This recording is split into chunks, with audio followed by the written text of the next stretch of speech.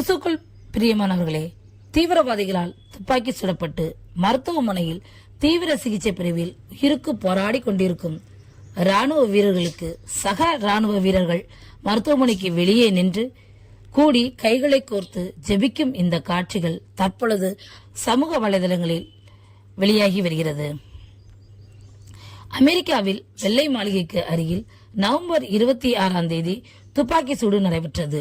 இந்த பயங்கர தாக்குதலில் அமெரிக்காவின் தேசிய பாதுகாப்பு படை வீரரான 20 வயது ஷாரா பெட்ஸ்ரோம், 24 வயது ஆண்ட்ரூ சுல்ஃபே மிகவும் படுகாயமடைந்துள்ளனர். இந்த தாக்குதல் ஆப்கானிஸ்தானத்தை சேர்ந்த பயங்கரவாதி ரமனுல்லா என்பவர் நடத்தியுள்ளார். இந்நிலையில் படுகாயம் அடைந்த 2 ராணுவ வீரர்கள் அவசர சிகிச்சை பிரிவில் அனுமதிக்கப்பட்டுள்ளனர்.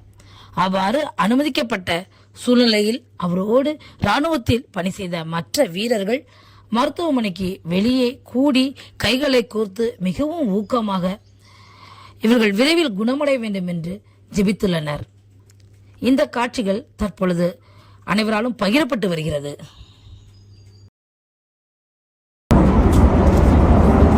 இந்நிலையில் இந்த கொடூர தாக்குதலில் பாதிக்கப்பட்ட வீரர் சாரா பெட்ஸ்ரோம் என்பவர் சிகிச்சை பலனின்றி உயிரிழந்துள்ளார். மற்றொரு வீரரான ஆண்ட்ரூஸ் உயிருக்கு போராடி வருகிறார். இந்த செய்தி நம்முடைய பெரும் வருத்தத்தை அளிக்கிறது.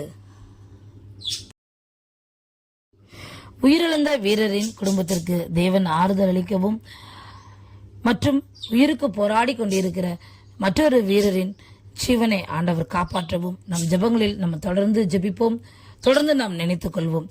இதை போன்ற வன்முறையான சம்பவங்கள் இனிமேல் அமெரிக்க தேசத்தில் நடக்கா வண்ணம் நாம் தேவனிடத்தில் ஜெபிப்போம்.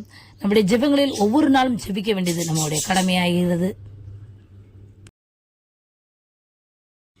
இதே போன்ற தகவல்களை நீங்கள் தொடர்ந்து பெறுவதற்கு இந்த சேனலை திறந்து பாருங்கள், சப்ஸ்கிரைப் செய்து கொள்ளுங்கள். அது உங்களுடைய ஆவிக்குரிய வாழ்க்கைக்கு பிரயோஜனமாக இருக்கும். நீங்கள் ஜெபிப்பதற்கும் ஏதுவாக இருக்கும். உலக கிறிஸ்தவ நிகழ்வுகளை தெரிந்து கொள்வதற்கு உங்களுக்கு ஏதுவாகும். தேவன் தான் உங்களை ஆசீர்வதிப்பாராக. ஆமென்.